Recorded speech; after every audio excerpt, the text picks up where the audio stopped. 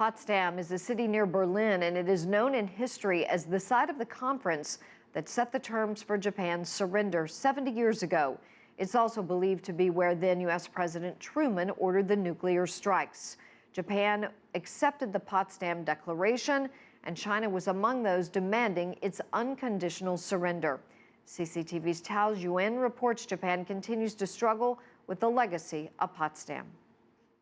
A recent exchange in the Diet between Japanese Prime Minister Shinzo Abe and Japan's Communist Party leader Kazuo Shiai raised eyebrows.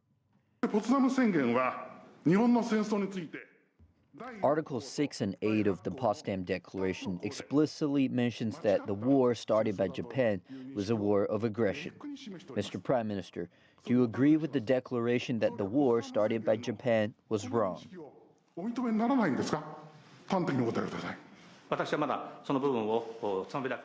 I want to refrain from making comments immediately because I have not read the sections of the Potsdam Declaration you just mentioned. Please answer my question, Mr. Prime Minister. Do you acknowledge the Potsdam Declaration? Like I said before, accepting the Potsdam Declaration was Japan's way of ending the war. After the war, Japan started pursuing the path of peaceful development. The Potsdam Declaration recognized Japan's war as an act of aggression. But, Mr. Prime Minister, you have repeatedly refused to acknowledge this. This is an important statement you're making. This month, Abe pushed through Parliament's lower house legislation that could see troops sent to fight abroad for the first time since World War II. A major shift away from the country's post-war pacifist constitution. This, despite strong opposition from within the country.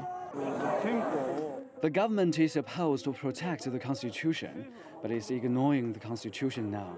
And I cannot accept that. This is what I would like to convey. And concerns from neighboring countries. Japan should respect its neighbors' security concerns, said China's foreign ministry in a statement, and not damage China's sovereignty or harm regional stability.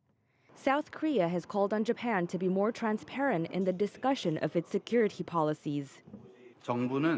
The government's stance is that Japan's security policy should be discussed in a transparent way to maintain the spirit of the peace constitution while contributing to the peace and stability in the region.